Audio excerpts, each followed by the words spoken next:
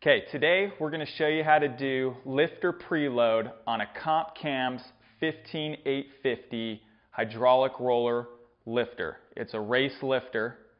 The preload is set between 0 and 1/4 lash, and it's pretty complicated. It takes a little bit of adjustment to get it right, and that's what we're going to show you how to do today. Okay, the first thing on a small block Chevy you want to do is pull the valve covers. I already got this side off. 4 bolts are already taken out. Just pull the valve cover out. There you go. Stud girdles are going to have to come off later, but next what I do, because turning the motor over is so complicated on a high compression race motor with the spark plugs in, I usually take all the spark plugs out so I can turn the motor over and get all the lifters on the base circle or the base of the cam. So what you want to do is pull spark plugs out. I got a specifically made socket that fits right in between my headers to get these out because it's a pain. So we're just going to be pulling spark plugs. Very simple. Some guys will only take out 1 or 2 just to make the engine easy enough to turn over by hand. Some guys turn it over with the starter. I find it's easier just to pull them all out and turn it over by hand because you can get more precise and you're not in and out of the car unless you got a buddy that can get in and out of the car or can turn the car over while you're over here standing and tell them stop and start and all that, which still can be complicated. So it's just best to pull the plugs, and then you can just turn this sucker over by hand, no problem. Okay, got this whole side done as far as the spark plugs out. I'm going to go on to the next side, and we're going to get those pulled. Okay, the next step of the process would be, if you're running them, remove the stud girdles off the poly locks.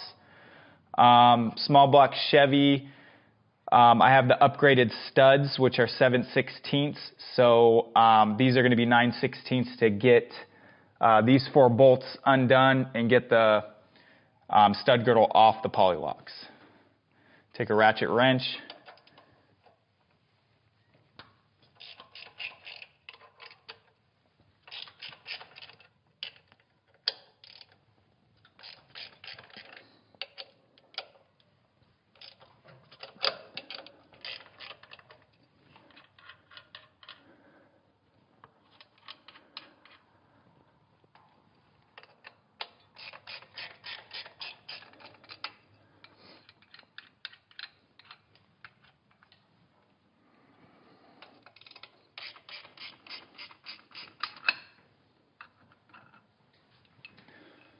And now you just move to the other side and take the next stud girdle off.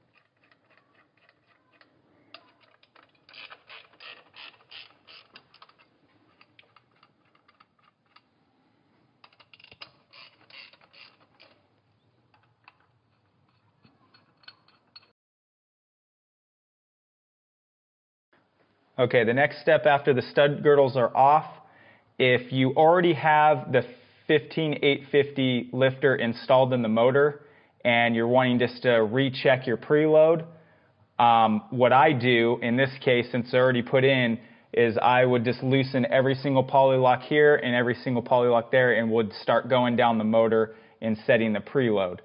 If you just put them in the motor and you haven't set any preload yet, then what I do is start on the number 1 cylinder and I work my way back, turning the motor over and getting the lifter on the flat part of the cam. And then I move to this bank and do that whole side. There's multiple ways of doing it, but that's the way that I do it, just so I know that each one individually gets done and then each one individually gets done here. You can kind of bounce around with the firing order, but that gets kind of complicated because if you forgot you did one, then you have to go back and redo it, and then it could take longer, so I just do one side at a time. Okay, to loosen the poly locks, it's 7/32 Allen, and you just loosen the locking key, just like that. Go down the row.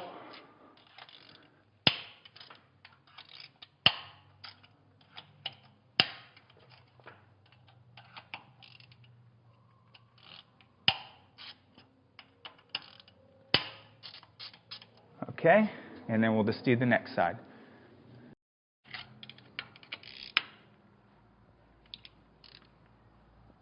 That one's really tight.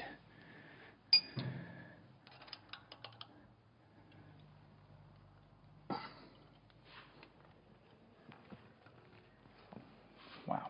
Okay, if you get one stuck like that one, sometimes it's easier to grab a 9/16 wrench, which goes right on top of the poly lock, put the Allen key in, and turn them both at the same time. And then they come right out. See how easy the rest of these are going to go. Oh, that one's really tight too.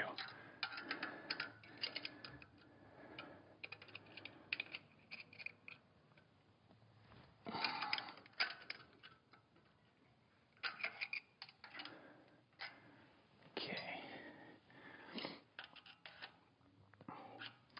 This is too long.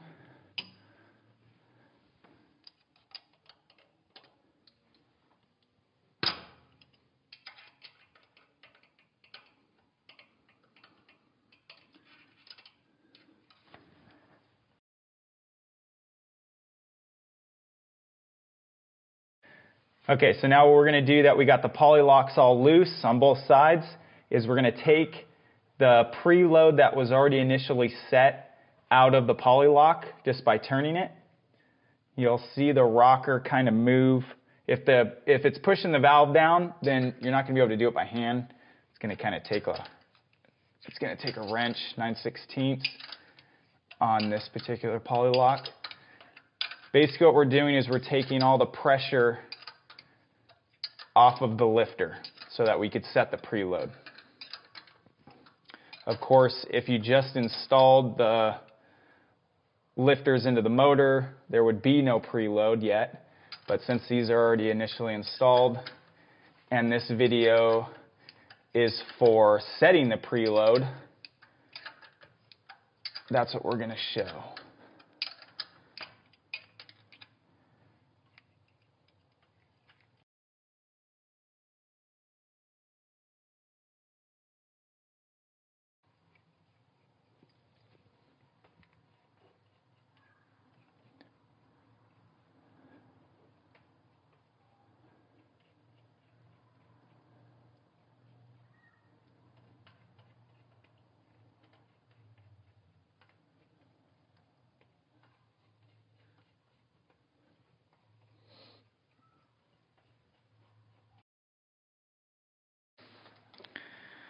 So basically, what we just did here, we're going to do on the same thing on this side. Make sure all the poly locks got loosened up one more time. And they have. Okay. So now the ones we can turn by hand, just turn them up. Get all the preload off the lifter.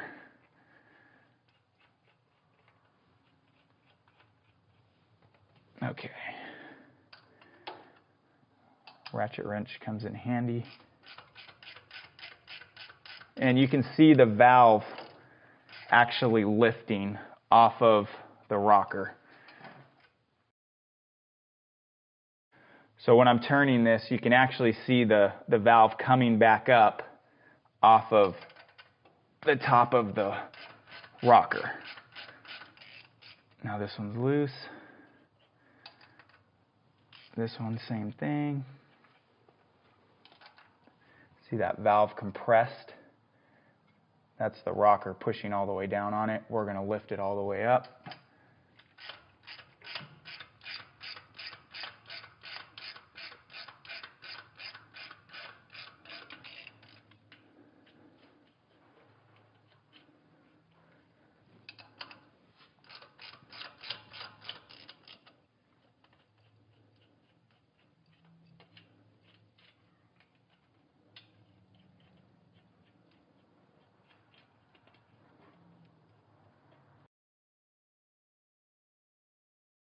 Okay, so now that you have all the poly locks loosened, all the preload is lifted out of the rockers.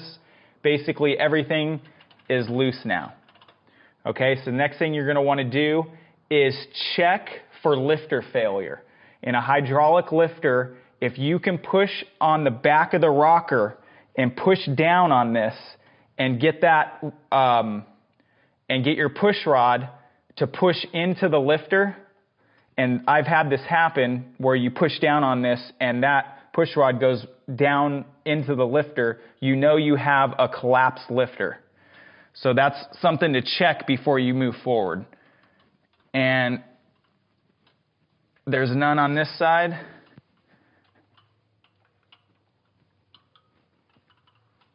And none on this side.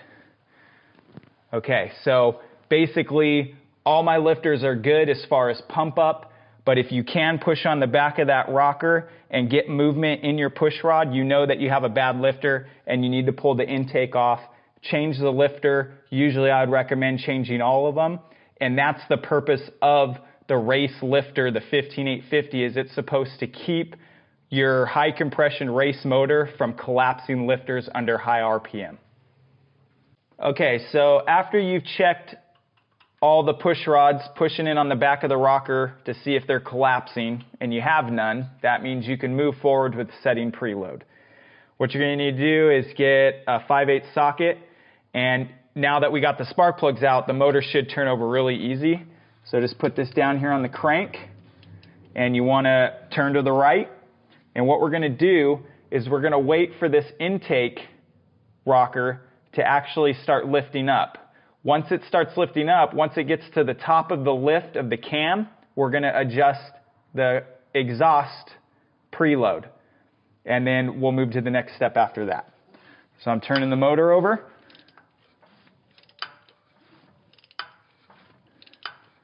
Okay, so the exhaust is lifting now, but we don't want to do that one yet. We want to start on the intake. Okay, there goes the intake lifting up. Okay, now it's at the top of the lift. I usually turn past to where it's coming down, and now we can adjust the preload on the exhaust rocker. So we'll sink this down. Sink the poly lock down, and then what you do is you turn the push rod with your fingers like this, and you tighten the poly lock till you feel resistance on the back of the rocker, to where you could almost not turn it, but to where you can feel that by tightening this, you feel resistance in the back of the push rod. So basically, if I loosen that all the way up, this spins freely, the rocker moves freely, there's no preload on the lifter, everything is moving nice and smooth. And then as soon as I snug that up, I feel it hitting the top of the rocker. Now this is starting to tighten up a little bit. I can put a little bit more. Now it's really, not really hard to turn, but I can feel that there's definitely resistance on the push rod. I like to put just a little bit more to where I got to kind of strain just a little bit to get it turning. Okay, right there is about perfect. So now what I've done is I've taken all the lash out of the bottom of the push rod and in the top of the lifter by hand tightening the poly lock. The next step after that would be to set the preload on the poly lock, which what it's going to do, as soon as you start turning this in, it's going to push the push rod down and collapse the lifter in to get you in your preload setting. With the comp 15850 lifter, the preload is very minimal. A standard lifter has 120 thousandths of lifter movement. The 15850 comp lifter has 40 thousandths, so it's over half less. So what you want to do is you have to be very critical on setting the preload on this lifter. So next step would be, after you got all the slack taken out of the push rod, basically you're taking the lash out right here. Push rod's got just a little bit of resistance on it. Just be able to spin it. What you're going to do is you're going to put a quarter, or actually an eighth of a turn on the poly lock. Some guys do a quarter with the 15850 comp cams lifter. They like 0 to an eighth. So that's what I'm going to recommend, or that's what they recommend, so that's what I'm going to run. An eighth of a turn would be right there. If I was going to put a quarter, I would come straight in. That's about an eighth. Then what you do is you just tighten down the poly lock. I like to put my wrench on there so that when I tighten it, it actually snugs it. Okay, and now that's tight. Push rod will no longer spin because it's into the lifter 1/8 of a turn. The next step after that would be to turn the motor over. You're going to see the intake valve start to close back up.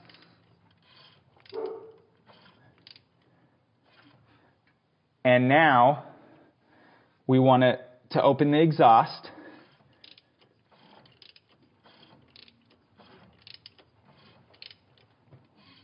And now we want to do the intake.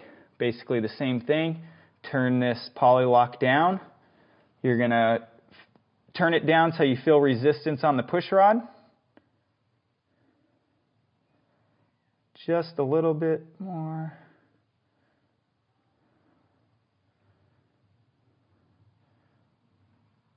Okay, and then we're going to turn it down 1/8 of a turn.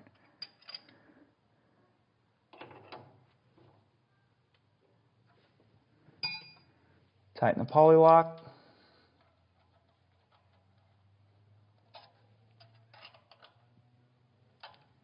And now this whole complete cylinder is done.